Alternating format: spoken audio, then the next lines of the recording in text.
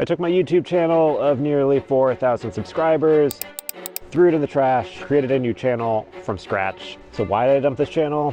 Well, it has to do with Andy Cohen, Nozzle of the day, and it goes to Malcolm Brenner. Chris Hardwick. This happened on YouTube today. I give you Dolphin Lover. And Rush Limbaugh. A dolphin seduced me. Let me explain.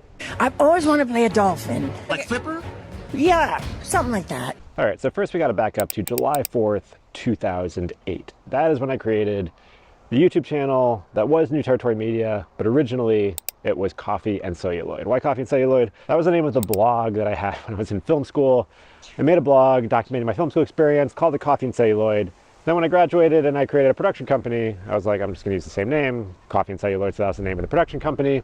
And then at the time, I was adding social media accounts, and so YouTube was a social media account I created, so I just called it Coffee and Celluloid.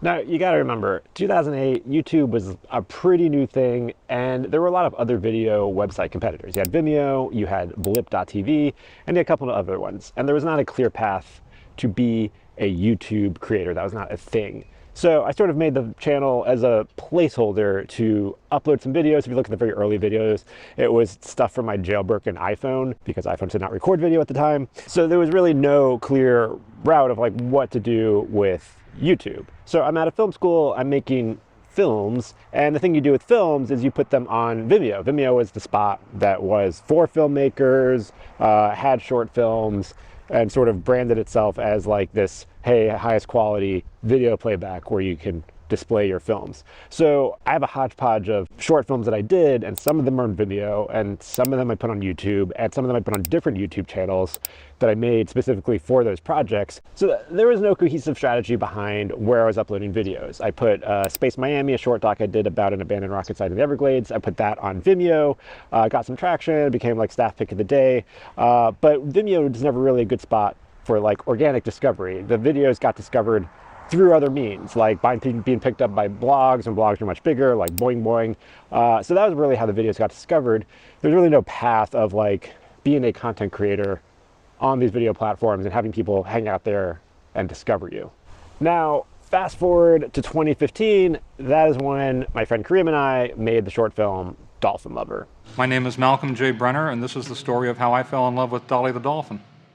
All right, so Dolphin Lover, a bit of a controversial short documentary about a man who had a romantic and sexual love affair with a dolphin. It was an interesting film. Now, Dolphin Lover, it blew up, like really blew up. As much as a short documentary possibly could blow up. It was featured on Andy Cohen's Watch What Happens Live. Nozzle of the day, and it goes to Malcolm Brenner, the subject of the new documentary Dolphin Lover, who claims he had a consensual year-long love affair with a dolphin named Dolly in the 70s. It was featured on Comedy Central at midnight, that whole opening sketch. At this part, they're being trained by a chimp dressed like Carl Sagan. I would say I can't see this relationship going any further. It just serves no purpose. Okay, yeah. It was on a bunch of YouTube channels, a bunch of blogs, a bunch of tabloids. It like blew up all over the place. They got a lot of views and a lot of subscribers. Now, like 90% of the subscribers that came to the Coffee and Celluloid / New Territory Media, it was still Coffee and Celluloid at the time, the people that hit the subscribe button on the channel, they saw Dolphin Lover, they're like, I like this weird documentary, I would like more of this weird documentary, and so they hit subscribe. And now the problem is, there was no pipeline to keep making short documentaries for YouTube. YouTube was still not really a clear route. Maybe sponsorship was just coming up, maybe YouTubers were just coming up, but it was vlogs or people just talking straight to camera. You know, Dolphin Lover was a very involved project that took months to create, and we'd barely made any money off of it. So there was just really no clear route to continuously churning out short documentaries and having some sort of channel where we have content continuously coming out. So the channel just remained dormant like it had for years before. So fast forward a few years, I rebrand Coffee and Celluloid to New Territory Media. It's a media production company. We're going to help brands build out their YouTube channels.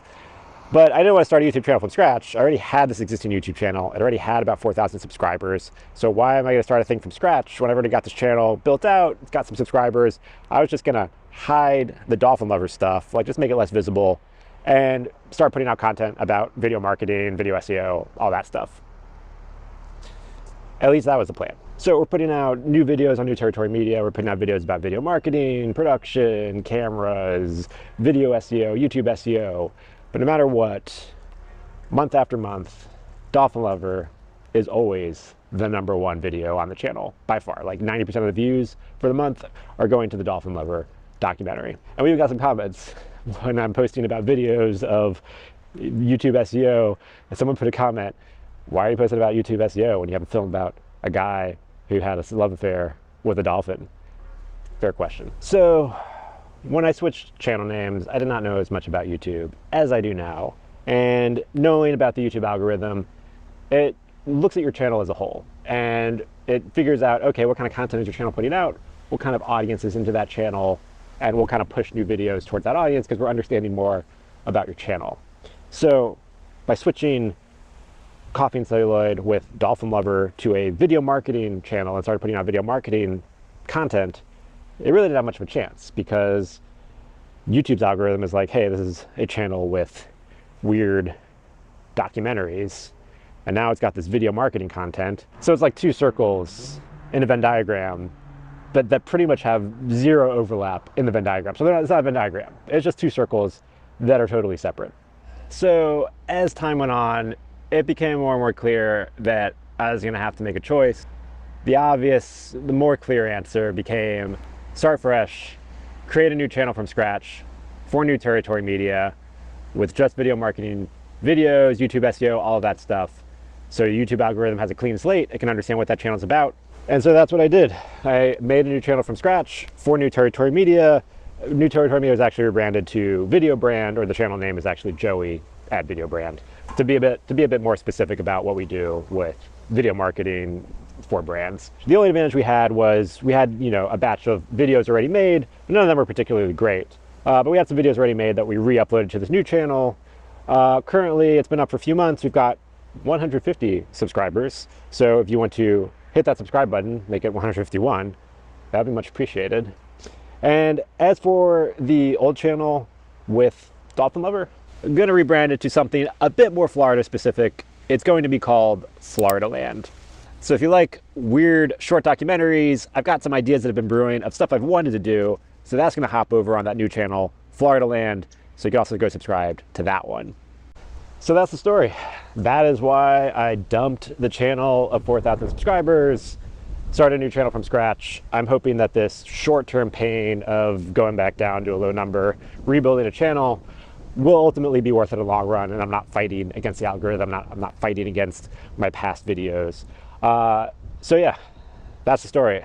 We'll see if it pays out. I'm hoping with more content coming out, it is the start of 2023, that we can surpass that number at least by the high point of this year. So if you want to join along for that journey, much appreciated. Just leave it in the comments below. I'd love to kind of hear what YouTube algorithm and surround channels and making content for the algorithm. But anyways, thanks for watching on this journey, and I'll see you around on the channel.